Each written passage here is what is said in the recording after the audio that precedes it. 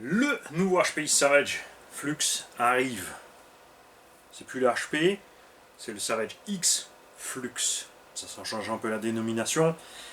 Et le X était la version un peu sport du Savage, dans la rangée Nitro. Malheureusement, HPI, plus que les autres constructeurs, nous fait du neuf avec du archi vieux. On est content parce que les bases sont bonnes, mais il nous manque certaines évolutions clairement. Il y a sur ce nouveau HPI Savage X Flux, ceci étant le dernier Savage XL Flux, de nouveaux bacs à batterie. Juste plus massif, plus esthétique. On a une nouvelle boîte réception. Sera-t-elle enfin étanche? On n'en sait encore rien. Ça fait quand même 20 ans qu'ils essaient de nous faire. Ça fait 2 ou 3 fois qu'ils font des autres boîtes radio qui ne sont jamais étanches. Quand je dis jamais étanche, je veux dire, chez Traxxas non plus, c'est pas étanche. Mais eux, sur la première, il y avait un trou de la taille d'un cerveau. Sur la deuxième, là, ou la troisième, il y a 1 centimètre en moins sur le joint. Ce sont des petits détails que tu pourras admettre sur du ZD Racing, du matériel tu vois, d'entrée de gamme, Rowan, King Motor. Mais chez HPI, ça fait un pas mal au tulle, surtout que cette bécane là, par exemple, était sortie à 850 €. Entre temps, elle est descendue à 650. Donc les premiers acheteurs se sont quand même fait voler 200 € au passage. Mine de rien, c'est pas ridicule. Et on a un problème de confiance avec HPI. Parce que, on l'a vu avec ces évolutions-là, là, ils sont même revenus en arrière. On est repassé sur la visserie Cruci. On a un mélange de Cruci et de Allen. C'est ça que j'y reproche. Quand tu n'as que du Cruci, encore ça va. Si c'est du Cruci de bonne qualité, il n'y a pas de problème. Ce sont des vis spéciales plastiques, ça j'aime bien. Je préfère vraiment les vis plastiques dans le plastique que les vis métriques dans le plastique. Même si on a vu que certains constructeurs ont un plastique d'excellente qualité et tu as vraiment un serrage balèze, comme chez Serpent ou chez Traxxas ou autre. On a toujours un 2200 kV à bord, qui est pour moi toujours une erreur vu du poids final de l'engin, avec sa démultiplication de base. Je comprends, pardon que tu vois, parce que ça permet d'avoir évidemment un seul moteur pour toute la gamme, du buggy au truggy au machin au bidule, mais chez HP ils n'ont quand même pas le même moteur dans toute la gamme. Il était peut-être temps de descendre sur un 1600 ou 1800 kV, ce qu'on a fait là-dedans. On vous fera des essais, vous allez voir, pour l'instant c'est vrai qu'on l'a roulé en 8, ça envoie évidemment terrible. Là on a 1600 kV, un pignon de 16, en 6S, vous allez voir ça suffit. Un petit 75 au compteur, dans le gros tout-terrain, croyez-moi ça suffit. Et avec le balayage des roues, on peut évidemment quand même backflipper, etc. Donc, revenons-en à nos moutons. Ce nouveau X-Flux n'a toujours pas de diff central. On aura donc toujours de la casse de diff arrière sur mauvaise réception de saut. Donc c'est de l'erreur de pilotage, ok. On a un slipper qui est amélioré déjà à partir de là, ce qui nous vient du 5 SC Flux. Est-ce que ça suffira pour sauver le diff arrière? On n'en sait rien. Vous avez vu par expérience sur toutes les autres machines qui avaient ça, que ça ne suffisait pas, un bon slipper. Dépend évidemment toujours d'où tu roules. Si tu roules que dans le sable, ça posera pas de problème de ne pas avoir de diff central. Goudron et herbe, adios le diff arrière si tu fais une erreur de pilotage. Ou l'avant même, hein. On a déjà aussi sorti des couronnes de diff et des pignons d'attaque avant sur certaines choses. Dans celui-là, il y a quelque chose dont on n'avait pas parlé. Les roulements de sortie gauche et droite du diff étaient 16, 8, 4 sur les anciens modèles. Là, on est bien en 16, 8 par 5. Et ces roulements étaient trop faibles. Alors, c'est même pas du 16 ou c'était du 14 par 8. Là, c'est pas Tapouf le spécialiste. Est-ce que tu peux nous rappeler la taille des roulements de diff sortis de boîte sur le vieux Savage? Mais je sais qu'ils étaient plus petits, ça posait des problèmes. Là, ça va mieux. Comme il n'y a pas de diff central et que les diffs ne sont pas montés flottants comme c'était le cas chez Traxxas, beaucoup d'efforts ici. Sur tous les engins de ce type, hein, Obao a fait la même erreur. Après, sur Obao, on était solide sur la liaison diff pignon d'attaque. Résultat, ça nous sortait les hexagones de roue systématiquement. Il y a quelque part où la puissance doit pouvoir s'évacuer. Donc si un slipper multidisque bien foutu, c'est bien. Un coach drive avec en plus, ce serait un minimum. Mais vraiment, moi je suis vraiment un fan du diff central rempli de l'huile épaisse plus le slipper. Comme c'était le cas sur le Nero Big Rock 6S. Ça, c'était géant. On a des nouvelles roues sur ce HPI Savage, ça c'est chouette. nouvelles jantes qui sont vraiment chouettes, avec du déport. Ça évitera de mettre le super élargisseur qu'on a sur ces modèles-là pour être à la bonne taille avec la carreau, ou assez loin pour ces roues. Par contre, des espèces de roues à mini picot. Ça, c'est un peu dommage parce que sur les Monsters, c'est vraiment mieux d'avoir des roues qui peuvent tout faire. Avec ça, tu peux rouler sur le goudron, l'herbe, la terre, le sable. Ça se passe bien. C'est pour ça que j'aime généralement aussi, et beaucoup de gens aiment les chevrons sur les Monsters parce qu'on a beaucoup de gomme. Donc ça se bouffe pas trop sur le goudron. On n'a pas trop de grippe latérale qui permet à l'engin de glisser. L'évolution des pneumatiques a permis par exemple à Traxxas, on parle pas maintenant de la solidité du pneu, mais l'efficacité de ce profil est géniale, c'est clair. Et si tu regardes ce profil là, c'est un peu une évolution quand même de ça, et on reste toujours un peu avec un profil en flèche, même s'il y a des intercrampons. Les roues sont un peu plus grandes aussi, ça lui donne un look sympa. On a une nouvelle carreau. La carreau t'aime ou t'aime pas. Comme beaucoup, HPI, enfin la même erreur que Arma, perso pour moi, c'est qu'ils ont un look de côté qui est sympa, mais un look de face qui est bizarre. Tu vois? Mais avec ta voiture, tu la roules quand même dans tous les sens. Et du coup, enfin moi personnellement, j'aime bien avoir une esthétique qui me plaît dans tous les sens. C'est pour ça que je suis pas un grand fan du Outcast. Le vitesse, ça va bien. Mais le 6, je trouve moche. Honnêtement, surtout l'Anthrax qui colle pas du tout. Donc ce nouveau HPI X-Flux a aussi ce problème. La carreau elle est un peu plus grande, mais bon, ça va mieux que l'ancien, c'est sûr. On a des skids inférieurs complets pour tout fermer. C'était déjà dispo pour ces engins-là. Et finalement, on s'est aperçu à l'utilisation que c'était pas bon. Pour une raison très simple, c'est que tout ce qui rentre ne sort plus et reste là-dedans à se trimballer. Et vaut mieux avoir un châssis comme ça, un TVP complètement ouvert, tout ce qui rentre peut partir de l'autre côté. C'est franchement mieux. Ils ont tout capitonné, ils ont fermé les bacs à batterie en dessous, au-dessus. Ça va l'alourdir. Ça va l'alourdir tout ce truc en plus. Ils ont fait un nouveau châssis LCG. Celui-là, franchement, est déjà pas spécialement haut, je te regarde. C'est du Monster, donc faire du châssis LCG, à ce compte-là, tu fais un muggy. Enfin, perso pour moi, j'aime les Monsters parce que justement cette garde-sol, j'en ai besoin sur les terrains où je roule. C'est sûr, il y a beaucoup de gens qui roulent qu'en prairie, je les comprends tout à fait, surtout sur une prairie un peu sèche, parce que c'est le moins salissant de tout. Et voilà, il en faut pour tout le monde, c'est tout à fait normal.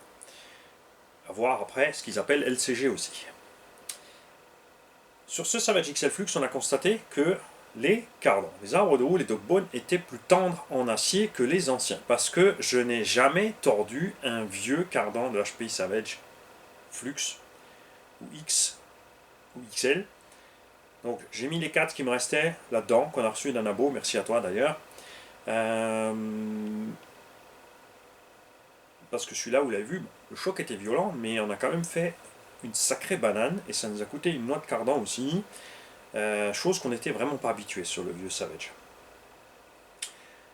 On a toujours les vieux amortisseurs en plastique avec les chapes du bas qui pètent, les coupelles qui sautent, donc tu les fixes à canalisant, ça c'est sur beaucoup de véhicules, mais il y a aussi beaucoup de marques qui ont amélioré ça. Regarde, Serpent, les coupelles se clipsent, chez Traxxas les coupelles sont vissées ou clipsées, comme par exemple sur TRX4 c'est clipsé, sur ça et Max c'est vissé. Il y a beaucoup de marques quand même qui font des gros efforts en ce domaine, et HPI non. Ils ont maintenant remis ce qu'on avait sur les derniers Flux, avant qu'ils coulent et qu'ils reviennent, qu'ils coulent et qu'ils reviennent. Ils ont remis d'eux-mêmes les petites pattes qui fixent ici les axes supérieurs.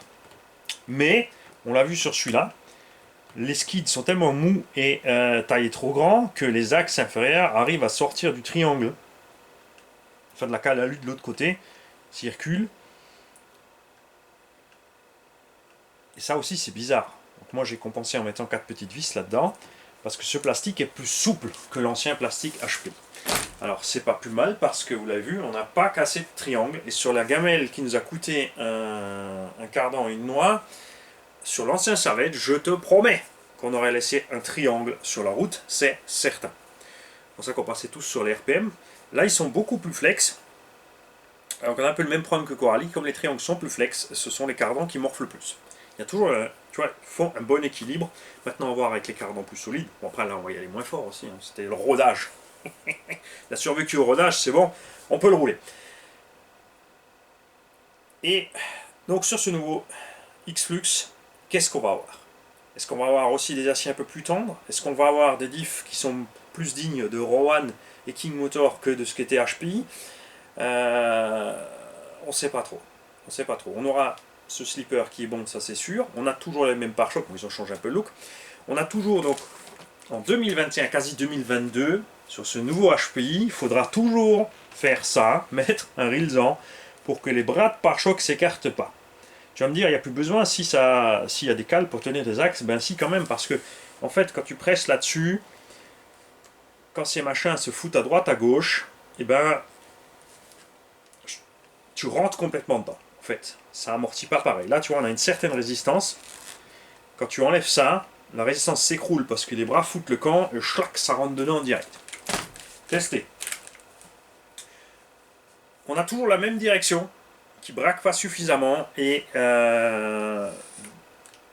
beaucoup de casses de direction elle-même, barre de Ackermann, sauf cerveau, tu vois, tout ça, enfin, la direction en elle-même qui était un peu fragile, s'ils n'ont pas changé les plastiques. Si les plastiques ont nouveau une fois changé par rapport à ceux-là, on verra ça. On va me dire, il n'y a qu'une seule solution pour le savoir vraiment, c'est le tester. Après, il est court. On est en 325 mm, sans diff centrale. On a donc nouveau une machine qui passe son temps sur les roues arrière ou sur les roues avant, donc très chaud à piloter. Le Savage d'origine Flux HP, sorti de la boîte en 4S, était agréable, mais manquait un peu de pêche parce qu'il pèse quand même 5 kg, 5 kg et demi. En 5S, on était bien. En 6S, c'était vraiment chaud à doser. C'est comme un Outcast. C'est la même chose, le même anthrax.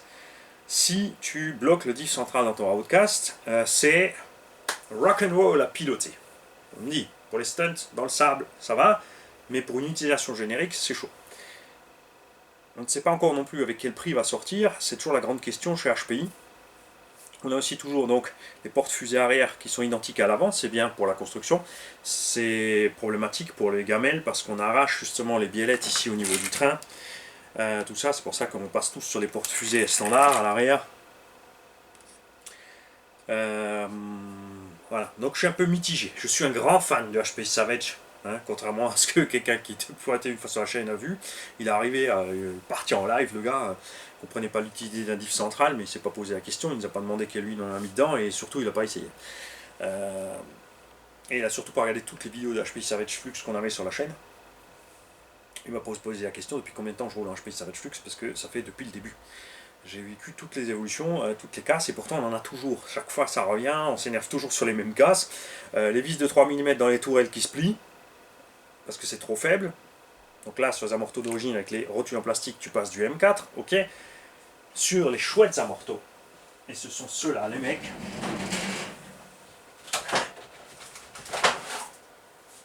Sur les chouettes amortos HPI, je vais te les montrer.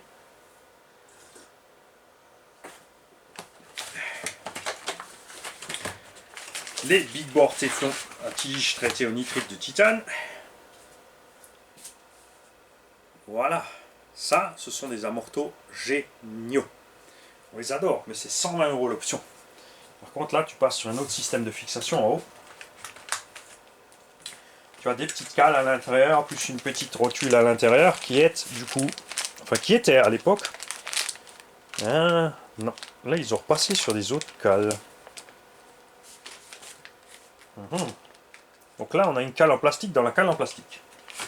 Intéressant. On va donc voir ça. Donc du coup là, on pourrait tricher pour mettre du 4.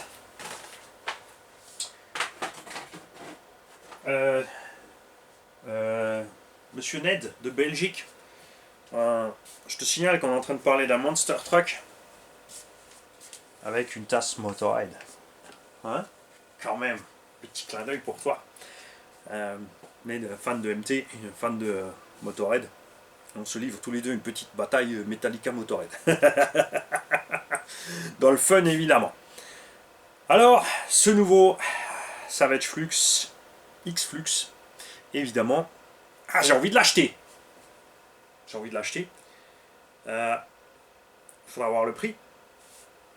Et j'ai envie de l'acheter pour deux raisons. Du coup, je ne pourrais pas vendre le max. On pourra mettre côte à côte deux engins qui, à mon avis, auront un prix équivalent, qui tous les deux auront besoin de quelques petites options.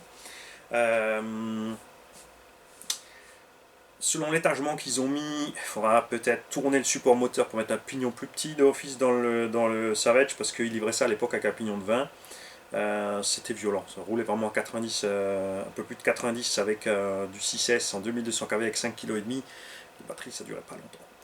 C'est clair, surtout sans diff central, ça force à mort.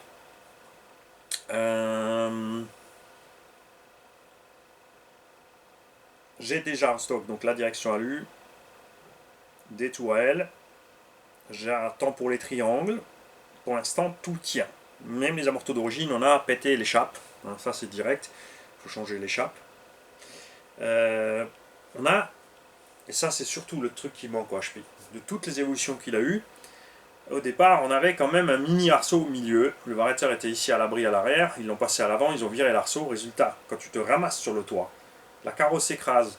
Parce que les carreaux HPI, c'est du papier mâché. On s'écrase vraiment violemment et tu défonces ton vario. C'est moyen. Évidemment qu'une carreau Alsace, avec les petits renforts de benne arrière là, vous l'avez vu, dans le doute, on a pilé, on est tombé en plein sur le toit. On a les preuves puisqu'on a même plié un petit peu en haut et râpé le toit. Le vario est en toute sécurité. Donc, soit tu te le déplaces à l'arrière et tu le protèges, enfin sur le XL, c'est vrai que sur l'autre ça ira pas parce qu'il est trop court, tout simplement avec le moteur maintenant qui est centré au milieu.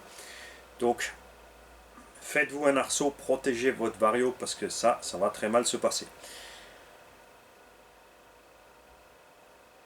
Ils n'ont toujours pas fait d'arceau dans la carreau. Absolument rien prévu. Et c'est dommage. Je vais vous montrer aussi autre chose. Regarde cette tourelle. Tu vois, elle a ce petit méplat en haut. C'est un peu étroit, mais tu peux modifier si tu vires tes plots de carreau.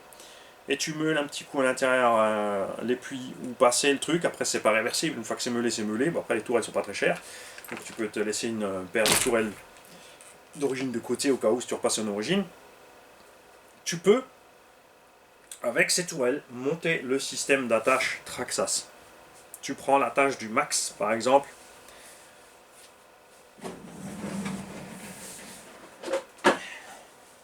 Qui est un peu plus étroite. Et même, ouais, ça va pas aller, à la limite si. Alors si tu veux rien couper et que tu veux rester réglable en hauteur, tu coupes un peu ici, tu diminues la largeur et tu peux accrocher l'attache dans cette anse là. À l'arrière tu fais pareil, tu réduis un peu la largeur du crochet et tu pourras crocheter là-dedans. Donc soit direct sur la tourelle mais tu ne pourras pas régler la hauteur, sauf si tu cales entre la carreau et la fixation, soit tu laisses ça.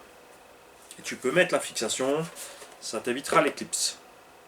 L'autre problème aussi HPI, comme beaucoup, enfin quasiment tous en MT, ce sont évidemment les vis des suspensions qui dépassent devant derrière. Quand ta carreau va s'écraser ici, s'arrondit, on va bouffer la carreau là.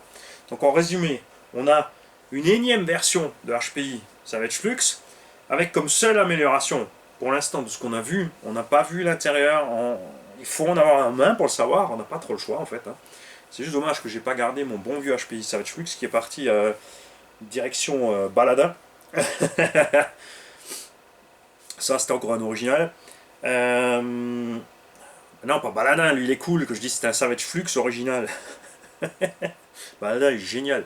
C'est le gars qui a acheté, il a ses enfants et lui il a pris Savage Flux pour tout le monde. Donc en résumé, on a des nouveaux bacs à batterie, enfin un nouveau look de bac à batterie, plus de capitonnage plastique. Et on se demande si, du coup, l'ingénieur HPI n'a pas fait un tour en production chez Peugeot. Et il s'est pas dit, tiens, regarde, PSA, ils mettent des caches plastiques partout. Bon, ça fait du bruit, ça cloque à mort. Après 10 000 km, ça sert plus à rien, tu peux tout virer parce que c'est plus bruyant qu'autre chose. Mais ça, il semblerait que ça s'arrête là. Puisque les attaches pour les axes, ils les avaient déjà. On a les mêmes amortos, la même direction, on a un nouveau châssis plus bas. Et voilà. Après, ils peuvent peut-être nous faire une surprise sur le prix. Les nouvelles jantes, je suis pour. Les nouveaux pneus, évidemment, ils seront bien sur l'herbe et tout ça, le sable. Tu éviteras le tour sur le goudron. C'est sûr, ils sont bien quand même. Hein. On est toujours content de toute façon quand on a des nouveaux poètes. Hein, voilà, enfin, s'ils se déchirent pas. Parce que ceux-là, ils se déchiraient pas, ils explosaient pas, sauf quand tu provoquais exprès la chose. Vous l'avez vu en vitesse, double backflip. Tu peux pas dire que j'étais pas à fond sur les gaz en l'air. Et tu as vu les pizzas qu'on a fait. Ils ont pas pété. Hein? Voilà. Ce post évidemment est destiné à une chose très simple, c'est votre avis. Je veux l'avis de tous les fans de HPI Savage. Restez quand même, essayez de rester quand même, comment dire,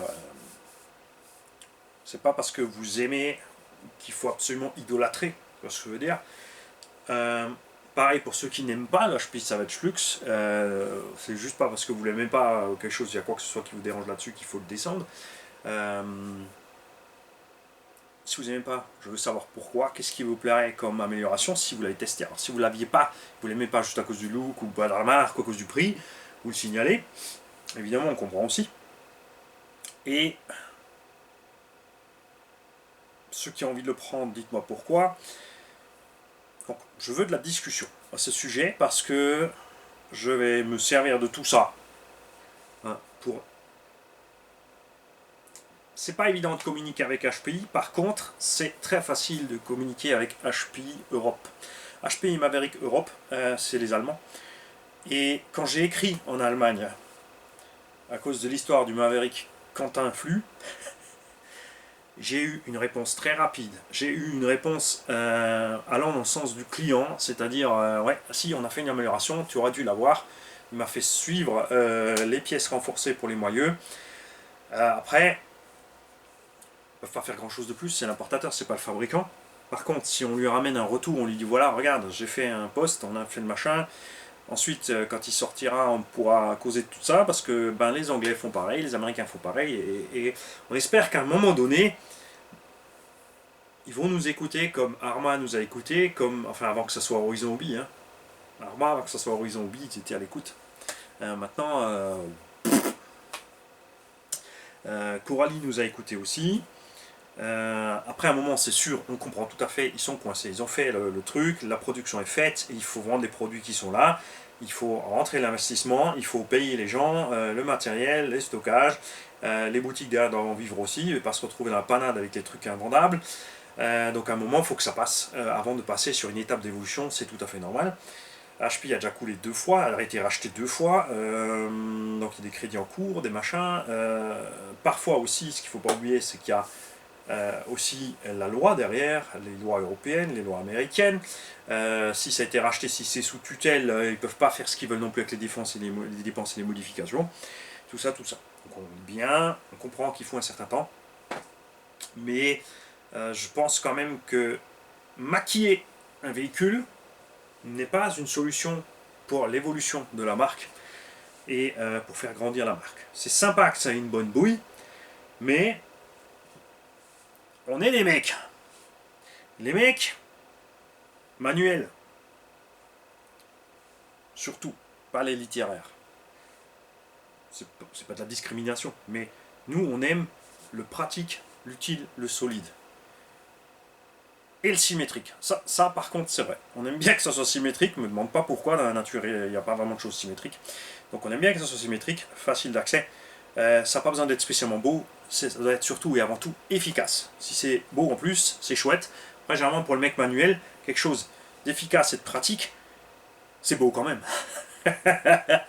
Tu vois, un Land Rover Defender 90, c'est beau. Alors c'est moche, mais c'est beau, parce que c'est juste utile et pratique comme c'est. Il n'y a pas besoin de chercher beaucoup plus loin. Les littéraires, eux, vont préférer les belles formes, les belles lignes, les machins, etc. etc. Il en faut pour tous, on comprend tout à fait. Mais voilà. Donc tous ceux évidemment qui en savent plus sur ce HP Savage Flux, qui ont eu contact avec HPI, qui ont écrit sur la page Facebook, vous savez que je ne suis pas actif sur Facebook. Hein. Mon blog c'est la chaîne, je suis dans les commentaires de la chaîne, je suis là tous les jours, je passe et je réponds aux gens. Pour le dépannage, comme dit, ça se passe par mail. Tu m'écris d'abord dans les commentaires, tu m'écris en gros ce qu'il y a. S'il y a besoin de passer par le mail, on passe par le mail avec la petite vidéo pour le dépannage. C'est toujours gratuit, je suis toujours dispo pour ça. Mais après, les réseaux sociaux, c'est pas ma tasse de thé. Il y a de la pub de partout, ça ping de partout, il y a tout le monde qui part dans tous les sens. Moi, je préfère rester un petit peu canalisé sur la chose, même si c'est assez chaotique sur la chaîne. Mais c'est pas pareil, c'est mon chaos. Le chaos, c'est un ordre de rangement. La différence entre les choses bien rangées et le chaos, c'est que le chaos est une chose de rangement individuelle. Tout simplement. C'est que l'intéressé qui a fait le chaos s'en sort dans son chaos et les autres, non. Alors que quand c'est rangé pour tout le monde s'y retrouve. C'est un peu la différence. Donc j'attends vos coms avec impatience, je veux qu'on discute de cette machine. Non, on aimerait discuter de cette machine. J'ai envie de l'acheter, je suis pas encore convaincu. Donc certains vont se dire, ouais, on va le convaincre de l'acheter, comme ça il pourra nous dire si c'est la merde. Je suis un fan de Savage, de toute façon les chances que j'en prenne un sont évidemment très très grandes, c'est clair. On n'est pas encore une chaîne avec 50, 100 000, 200 000 abonnés, on ne peut pas demander à HPI fais peut-être le nouveau Savage, on va le tester. Évidemment, Kevin Talbot, lui, peut-être, ils vont lui lâcher comme ça, juste, allez, vas-y, essaye, roule. Quoique, lui, en ce moment, il est plutôt barré Banggood d'AliExpress.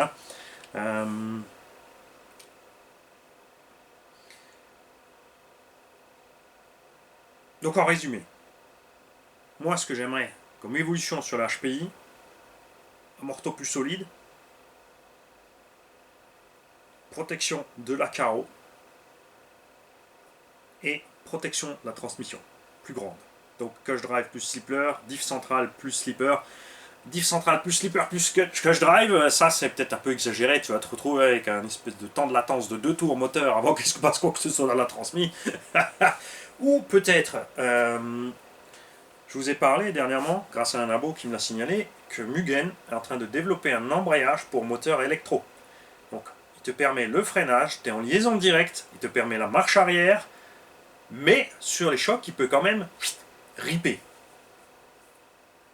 Ça pourrait être une solution simple, puisqu'elle est fixée directement au bout du moteur, pour économiser ensuite tout type de transmission. Dans certains engins comme le Flux XL, ça sera facile à monter puisqu'on peut reculer le moteur, cette cloche prend de la place.